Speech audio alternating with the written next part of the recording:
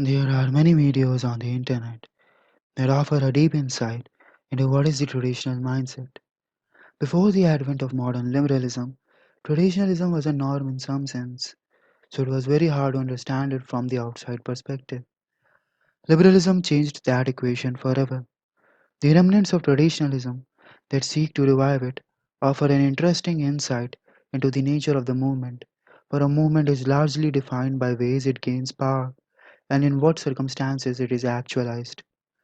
Today we will review a video by Settler's Lament. Settler's Lament is a traditionalist. One of his videos on MGTOW offers an interesting insight on how he views men and their role in the society, and how he analyzes liberalism and progressivism. A traditionalist perspective on progressivism is essential to understand the dialectic between the two sides, which will be the most important thing we would look out for. While from my experiences, I would say that Settler's Lament represents his side pretty accurately on how they view the arc of the society and how they view MGTOWs. One can disagree and perhaps point to a more nuanced traditionalist position. So, MGTOW, the men's rights movement, anti-feminism, and the manosphere in general are all things which hold a special place in my memory, though perhaps not my heart. I know for many people in my age range, those movements, particularly with Gamergate, are what introduced them to politics. Personally, that isn't really how it happened for me. I had followed politics for many years before I had any introduction to those movements. But it was those genre of videos, in particular anti-feminism, that introduced me to this YouTube political sphere.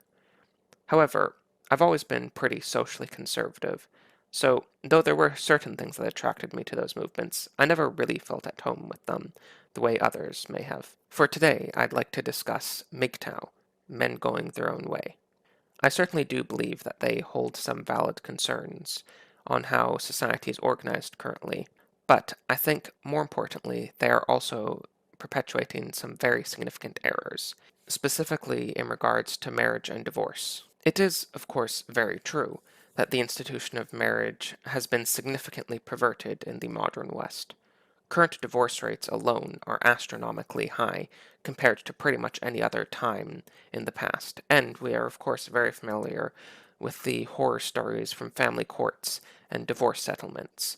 So I do agree with those basic concerns. I think that they're valid and that they are things that we need change on. So that's not my concern with MGTOW. My concern with MGTOW is where they go with these concerns. The whole point of MGTOW is checking out of the marriage and dating market as a whole, saying that they are all just so broken that we shouldn't even engage with them until there's any serious change.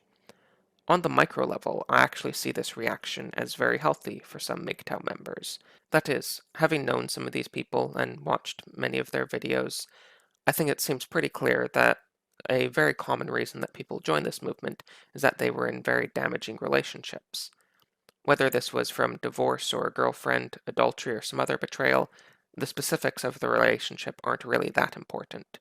The common trend is just that they are bad relationships, which make them reluctant to jump back into the dating market. Which, like I said, I think is a very healthy reaction, and it is certainly much better than the other trend of people jumping from bad relationship to bad relationship, wondering why things are always going poorly for them in that realm, and hoping the next will finally fix their issues. But this is precisely where my issues with MGTOW come in. Right at the start, we see an interesting thing. Settler's Lament frames the problem, then McTow's point, in a very passive way. He says that the institution of marriage has been perverted. Divorce rates have been astronomically high, and family courts and divorce settlements are linked to many horror stories. One might think that it is cynical to suggest a special kind of framing, but let me show you why this type of framing is inherently linked to traditionalism. There is a reason why traditionalists often talk about society from point of view of neutral observers observing a system. For any bad incident to be ascribed to an individual or a group, intention is necessary. Intention requires presence of will. In order to safeguard any group or individual from criticism, people would often use a passive tone to describe a particular bad behavior, a standard that is not usually maintained when people have decided that it is okay to criticize another certain individual or group. When Settler's Lament frames the problems that McDowell's point, he does not tell us who the actors are, and he frames the problems in terms of problems for the society. So he says that the institution of marriage has been perverted, instead of pointing specific problems that manosphere alludes to, which is that women arguing for a change in marriage structure for their benefit, and many men supporting these women for benefit of the women, has led to marriage being no more than a civil contract, in which usually men agree to put their money online for women to agree into a relationship with them. When he talks about divorce rates, he says that they are quite high, but that in itself is not a problem for men. To the effect it is if one points out that such is because they lose children and or property.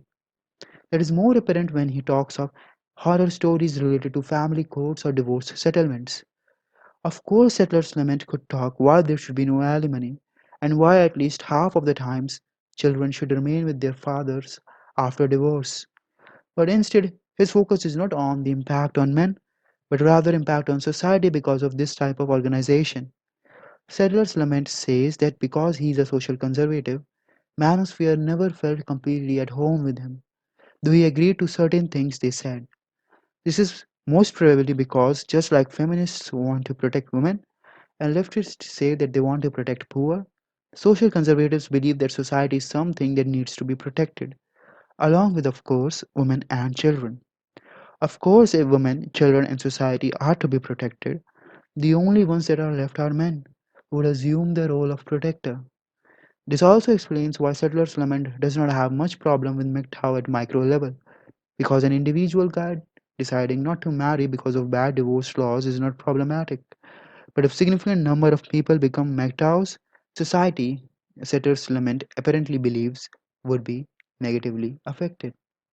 MGTOW isn't a self-help movement for men that have had bad relationships. It's a political advocacy movement. It doesn't say that some men should abstain from relationships for a while. It says that all men shouldn't engage in romantic relationships with women, that they should check out until change happens. It is important to note here that Manosphere has not had power before and even now has little power. Traditionalists have had power for a long time before. In fact, social conservatives still have a lot of power. In, for example, US, where 34% of people identified themselves as such in a Gallup poll in 2017. It is not that the timeline of a country could be divided easily into a traditionalist phase and a liberal phase. Traditionalism, or at least social conservatism, has been on a spectrum. The rise in proper traditionalism, or so to say, revival of traditionalism, has been because of the damage that is occurring to the society. Unlike Manosphere, traditionalism is not as much concerned with what Manosphere describes as horrible condition for men, but only how that horrible condition is ripping apart society, which they want to ultimately protect. This is not to say that all traditionalists do not care about male issues, for people can subscribe to more than one idea at a time. In this sense, while Manosphere could be seen as sort of brothers protecting each other in times of war or calamity, traditionalism is like men rousing other men to participate in a war to protect society, women, property, and children. While Manosphere could be viewed as a father trying to tell his son how to save himself and protect himself in the world, traditionalism could be viewed as a father trying to instill chivalry in a man so he could perform his apparently proper role in society of a protector. This is not an unfair characterization, but one of the biggest trope in traditional movies is about a man or a boy being raised with an idea how to use his strength and manhood in a morally acceptable way to realize meaning of his life. This is why Settler's Lament has no problem with MGTOW as a self-help movement apparently, but he has a problem if MGTOW acts as a political advocacy movement. This is general line of thought among traditionalists. However, one must think deeply about what is being said. MGTOW is neither a self-help movement from the perspective of MGTOWs nor a political advocacy movement. It is generally defined as a red pill movement whose outcomes may result in helping men or even committing people to a political action. It is not that Settler's Lament is completely unaware of it, for he mentioned before things MGTOWs talk about, and he will comment on other things they say as the video progresses. MGTOWs are not invested in helping men as in forming real world self help groups. To help each other, one does not need to create a philosophy or analyze the reality of the world or the system, as many MGTOWs do. Many relatively famous MGTOWs instead perform the role of elucidating philosophy and administering red pill. So why would settlers lament put it that way? Someone who agrees with the ideas of MGTOW may start self-help groups or may also dive into politics, where his new beliefs would impact how he votes and which issues he raises. Does that make the movement itself a political advocacy movement? If indeed that is the case, all movements would be inherently political, because it would be absurd to suggest that the people who are in the movement to cause a social change would not be happy if they could use legislative or executive or judicial power to help them. A movement to save koalas. A man sitting on YouTube talking about how it is better for cars to have petroleum as a fuel than diesel, and a man complaining about a long red traffic light in neighborhood. All could be said to be making politically charged statements. But here we see the traditionalists adopt a very similar approach as feminists. Feminists want to label every alternate idea that is critical of their views as political, because that helps them to posit their opponents as people wanting to change the system for their advantage. But would it not be a saner and more objective criterion to determine whether some group is a political advocacy group by seeing whether it runs an organization which has been specifically registered for a political purpose? Well, the reason for traditionalists taking this bizarre route is that they know that there would be a gender war if males retaliate back and form their own political groups.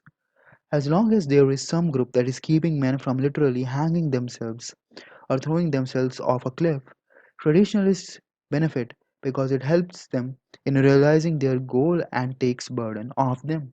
But if a group starts forming where males actively challenge female hegemony, society would be in great danger.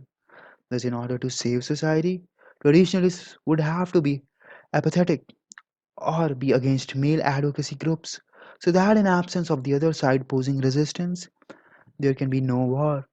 As long as it is just the feminists attacking males, it cannot be technically a war. This makes it clear as to why, even with large number of people being socially conservative, males could not get a single law in favor of them.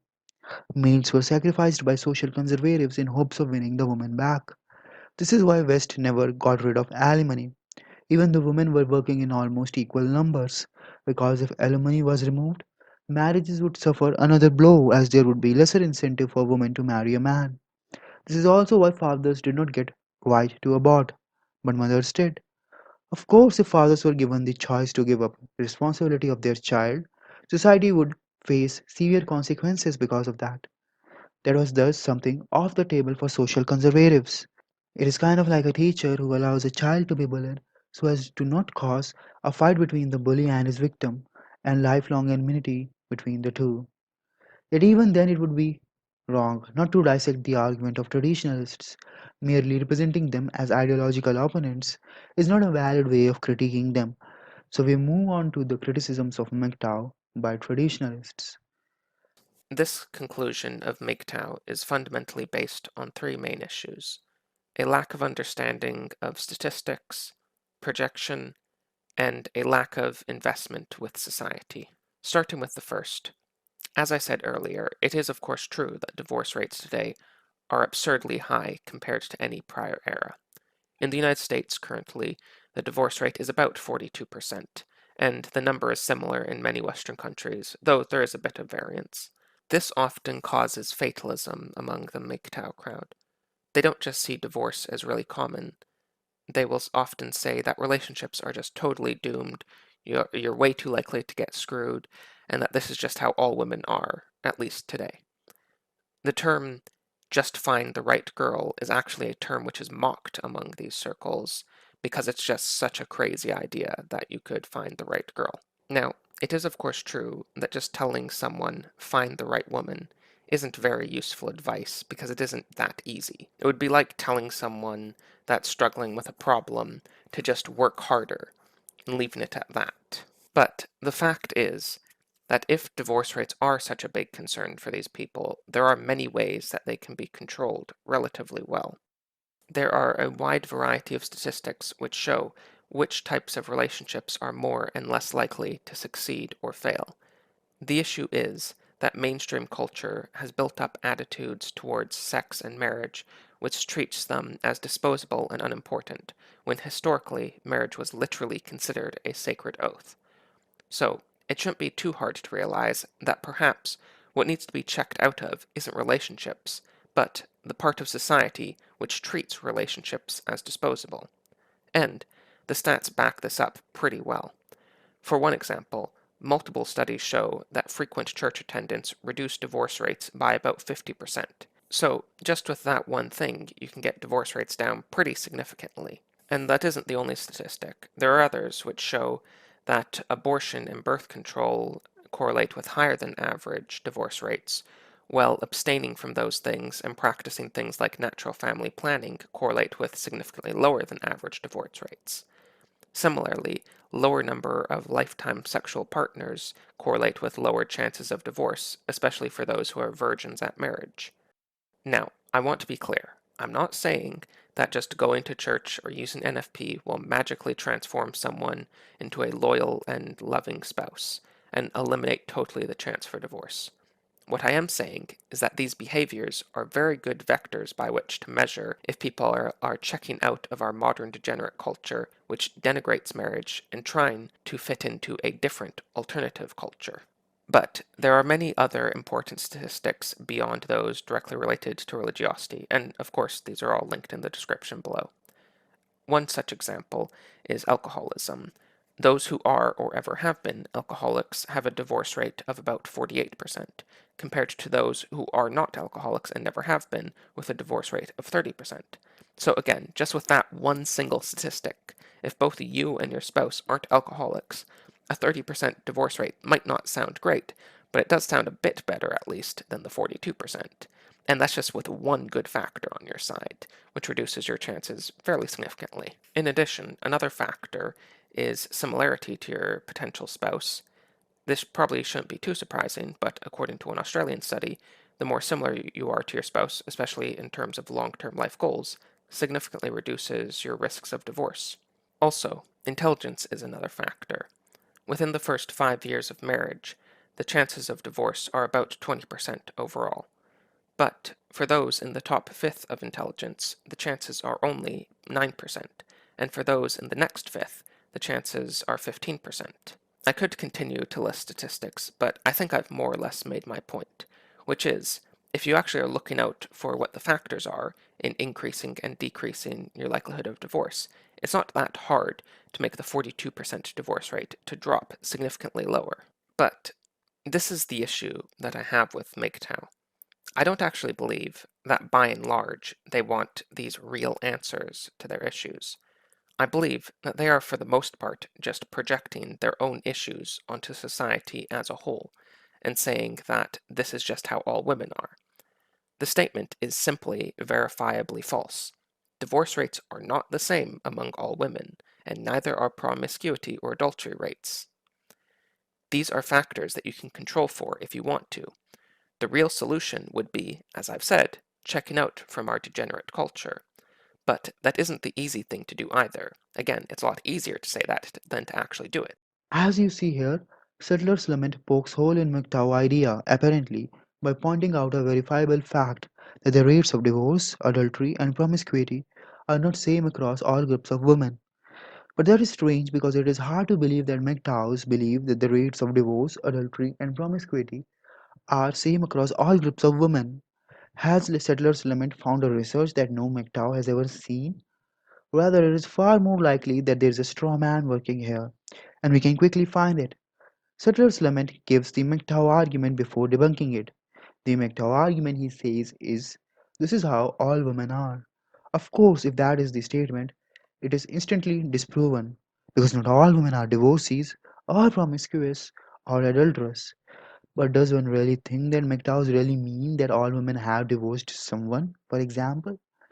This is how all women are, or rather, all women are like this, is a phrase that is used to argue that almost all women by nature are hypergamous.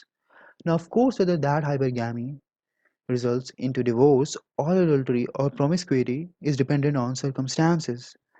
The exceptions who would not take the bait, even though there's an incentive, would be like men with less or more than 10 fingers on both hands, an anomaly. Here, Settler's Limit has used an important leftist way of arguing to somehow make an argument from nature, an argument from nurture, and contradicting it by pointing out that not all people have done it. It is bizarre a traditionalist would adopt that approach. It would be like if some traditionalist said that almost all women are feminine, and that is evidenced from the fact that women by nature are attracted to wear feminine clothing. Someone else replied, "Do you know tomboys exist?" Of course, saying that women have by nature a property A is not to suggest that possession of A would lead to some result irrespective of circumstances. Isn't it interesting that the argument of traditionalists against MGTOW is as rejecting of essentialism as liberal argument against traditionalism? It is also interesting how Settler's Lament says that MGTOWs are, for most part, projecting their own issues onto the society. But before that, he attributes modern culture with the adjective of degenerate. Culture of a society is what the society, for most part, indulges in. If the culture is degenerate, it means that the society is, for the most part, indulging in degeneracy. Thus, could it be that McDowell's who point this out are, for the most part, right? But that would mean society is at fault, which is something traditionalists do not want to admit. So the men who say that must be at fault, even though to change the society, traditionalists have to accept that the society is also at fault. A great dilemma indeed. This is like feminists who want to maintain that the society is patriarchal to get victim points, but also want to maintain that sexist views are retrograde and that the sexist people are not acceptable in the society in order to intimidate them, which is bizarre. Similarly, traditionalists want to maintain that the modern culture is degenerate, but that would mean taking responsibility of men, and this would put a question mark on society. That is unacceptable. So they have to say that the men who point that out are projecting their own issues onto the society. That is not it, however. Settler's Lament gives men all the different ways they could adopt to face less risks of divorce. But not marrying actually reduces divorce rate to zero. Zero is obviously less than whatever number Settler's Lament has in mind. So, what is the point of all that statistics? It's kind of like a person urging another to invest in stocks by arguing as to how he can reduce his risk by investing in specific stocks. But if the other person wants to keep his money in bank to face an almost zero risk, one must wonder whether the person who is presenting the option of stock is stock broker and seeks to gain benefit from the other person investing in the stock by dangling the bait of higher returns. Similar is the case here. Settler's Lament is dangling the bait of marriage in order to make men adopt social conservatism, which also happens to be his ideology. Interesting, right? I remember one MGTOW guy talking about how his most recent ex-girlfriend was having a baby out of wedlock and saying that she did acid almost every weekend. These are simply not regular behaviors, not even for our culture as it is currently. The amount of frequent psychedelic users are about 0.1% of our total population. It's a lot easier to say this is just how all women are than actually take a look at yourself and realize you might be the one that has some problems. And before anyone accuses me of white knighting, this video is directed towards MGTOW, men. I'm very aware that women have plenty of their own problems too, but this video isn't directed towards women. I'm sure any MGTOW watching this are going to feel attacked by that last section, but I do believe what I have said is true. This is where Settler's Lament gives an example. He talks of a McDowell friend who is, or perhaps was with a woman who was having a baby out of wedlock and was consuming psychedelic drugs.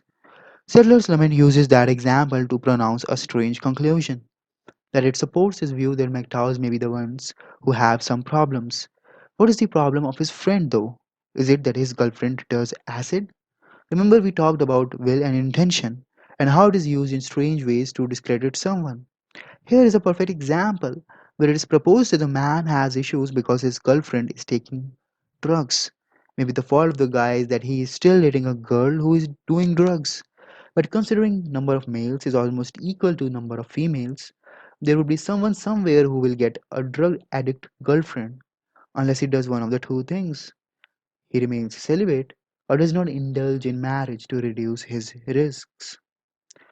Settler's Lament says that the reason why he is critiquing men specifically is because this video is directed towards MGTOW. But that is a strange thing to say, because while the video is indeed directed towards MGTOW, it is advocating marriage, and marriage is inherently more than one person phenomena. Of course, if Settler's Lament is not going to look at behavior of women while critiquing MGTOW arguments would make no sense. It is kind of like trying to understand the behavior of a guy who is visibly uncomfortable at being exposed to a very warm sun by ignoring the sun. But moving on to the final issue, the lack of investment that people feel towards society, particularly MGTOW guys. This is a much larger issue, and it certainly is related to the prior 2 points, but this is how society is failing us, not how we are failing. One of the many reasons why people have children in the first place is because they feel a connection and a duty to society, the society that created them, and they have a feeling that they want to carry that on into the future. That connection to something greater, to something deeper, simply does not exist like it used to in our modern materialistic, secularist, and individualist culture. This is, of course, one of the many reasons why religiosity is highly correlated with higher birth rates, because those people do feel part of a larger project.